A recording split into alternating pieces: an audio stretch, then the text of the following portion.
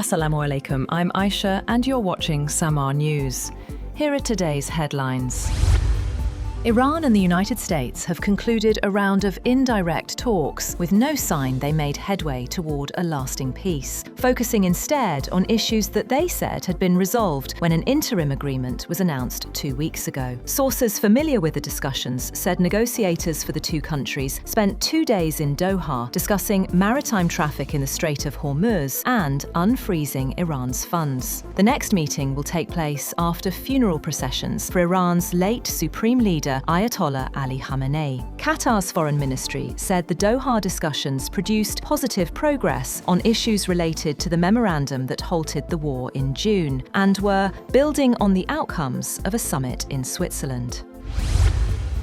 Iran has announced that the Doha talks have concluded, with Tehran raising alleged US violations of the Memorandum of Understanding. Deputy Foreign Minister Kazem Garibabadi said that the Iranian delegation met with the Qatari Prime Minister and had 2 meetings with Qatari and Pakistani delegations, and that no direct meeting took place with the US officials in Doha. He also stressed that all commitments under the agreement are interconnected and cannot be implemented selectively. Separately, Iran's top negotiator Mohammad Bakr Kalibaf said that his country would not enter further negotiations with the United States until the Memorandum of Understanding is implemented. He also made it clear that Iran would never compromise on its rights in the Strait of Hormuz.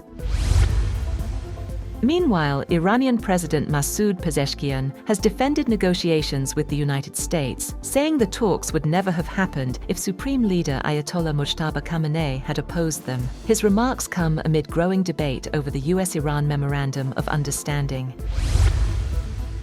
An Iranian military commander has warned the United States and Israel against any attack on Iran as it prepares for the state funeral of Supreme Leader Ayatollah Ali Khamenei. Ali Abdullahi, commander of Khatam al-Anbiya Central Headquarters, said in a statement that Tehran warned its enemies to avoid any miscalculation and to think about the harsh retaliation our armed forces would make to any threat and aggression against our country. Funeral processions for Khamenei will begin on July 4th in Tehran and conclude on July 9th with his burial in his hometown of Mashhad. President Donald Trump has said that the United States is getting along very well with Iran after technical talks in Doha. Talking to reporters before boarding the upgraded Boeing 747 that was gifted by Qatar and will serve as the new Air Force One, he said negotiations on denuclearization and shipping through the Strait of Hormuz were progressing. He also claimed that the recent meetings between US and Iranian officials went very well and that Iran has come a long way. A US Navy helicopter operating from the aircraft carrier USS George H.W. Bush has crashed in the Arabian Sea, leaving 1 crew member missing and triggering a major search and rescue operation. US military officials said the MH-60S Seahawk helicopter went down with 4 crew members on board. According to the US Navy's 5th Fleet, 3 crew members were quickly rescued and are now aboard the USS George H.W. Bush in stable condition. Search operations are continuing for the 4th crew member, with US Navy assets in the region involved in the rescue effort. Syria says it is open to engaging with Hezbollah if political interests require it. Syrian Foreign Minister Assad al-Shabani held meetings with senior Lebanese officials, including President Joseph Aoun and Parliament Speaker Nabi Berri, during his first visit to Lebanon since renewed regional tensions escalated following comments from Washington regarding Syria's possible role in confronting Hezbollah. The statements highlight shifting diplomatic signals in a region already under heightened pressure.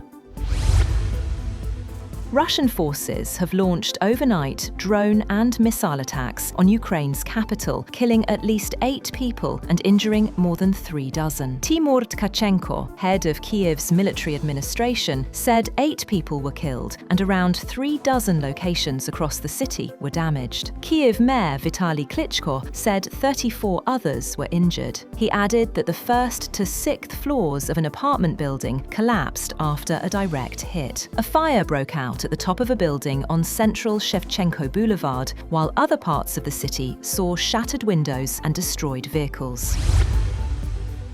Record-breaking temperatures have spread to the eastern US from the Midwest, putting tens of millions of people under heat warnings, expected to last into the July 4th holiday weekend. The extreme heat was expected to push real field temperatures to 100 to 115 degrees Fahrenheit across much of the region, elevating the risk of heat-related illness for vulnerable populations and threatening to overwhelm power grids already strained by rising consumption from data centers and electric vehicles.